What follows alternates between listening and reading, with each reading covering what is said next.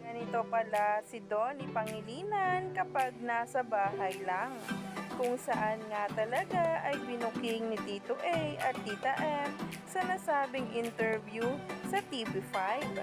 Alam din naman natin na kapag kasama nga si Belle ay alagang-alaga si Belle. Kaya naman kapag nasa bahay ay talaga nga namang super hands-on pala ito. At talaga nga namang sinasabing the walking green flag ng marami. Narito nga ang nasabing post tungkol dito.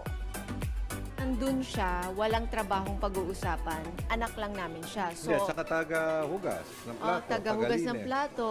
Ngayon, wala Pag siya nasa bahay dito. yan, he has to do chores like everybody else. So, he's not here You know? today because he has to be with Solana, who is having her first day in school. So, taga-sundo siya. Siya ang taga-sundo.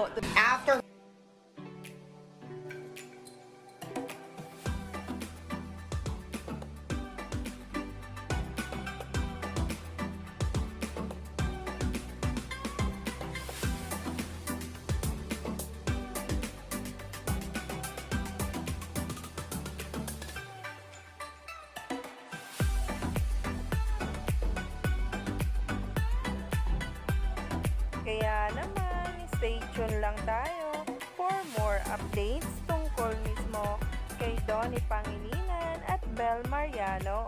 Dahil galing mismo kay na Tito A at Tita M ang mga panlalaglag na ito na ngayon lamang inilabas sa social media na talaga nga namang agad-agad ay nagtrending at pinag-uusapan ng maraming netizens at ng mga bula.